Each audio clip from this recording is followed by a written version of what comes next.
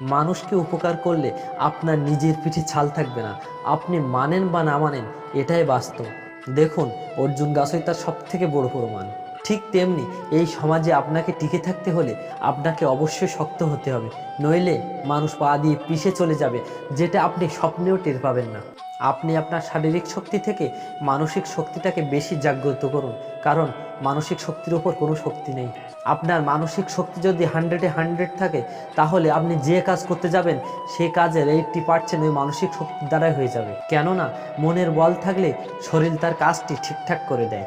একটা জিনিস স্মরণ রাখতে হবে, এই পৃথিবীটা একটা যুদ্ধক্ষেত্র, যে যুদ্ধের ময়দানে প্রত্যেক ব্যক্তিকে সার্বক্ষণিক যুদ্ধ করে চলতে হচ্ছে।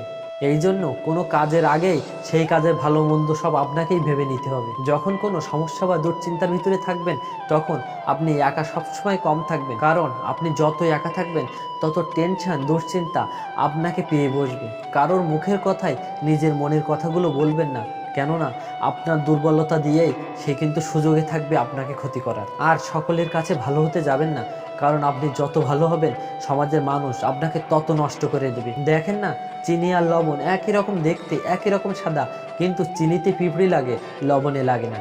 তাই আপনি যত ভালো হবেন সমাজ আপনাকে নষ্ট করে দেবে। আপনি ততদিন মানুষের কাছে ভালো থাকবেন যতদিন মানুষকে আপনি দিয়ে যেতে পারবেন। হঠাৎই দেওয়া বন্ধ করে দিন, দেখবেন তাদের কাছে আপনি সব থেকে বড় খারাপ। সময় থাকতে একা চলতে শিখুন, তাতে আপনার বিপদটা কম আসবে। কিন্তু যখনই কোনো সঙ্গে জড়িয়ে পড়বেন, তখনই সমস্যার সৃষ্টি হবে। টাকা নিয়ে কেউ কোনোদিন অহংকার করবেন না, কারণ সেটা আজ আছে, কাল নাও থাকতে পারে। আবার আজ যে গরিব, সে কালকে ধনী হয়ে যেতেও পারে। টাকা থাকলে আপনি সকলের কাছে আমির, আর না থাকলে রাস্তার ফকির। এজন্য কাউকে বাঁচানোর আগে চিন্তা করবেন আপনি নিজে বাঁচবেন কিনা।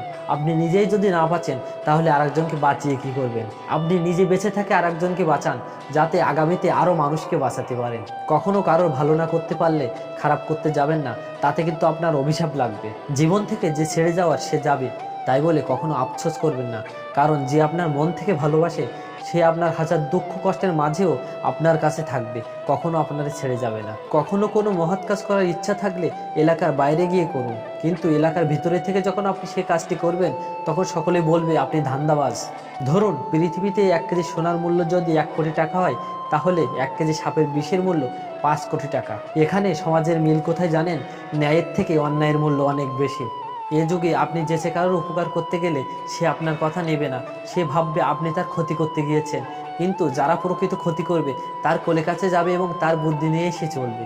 কারণ বাঙালিরা ভালোটা বোঝে না। বাঙালিদের পেছন দিক থেকে লাখ টাকা গেলেও কিছু মনে হয় না, কিন্তু সামনে থেকে 1 টাকা গেলেও তাদের কাছে অনেক।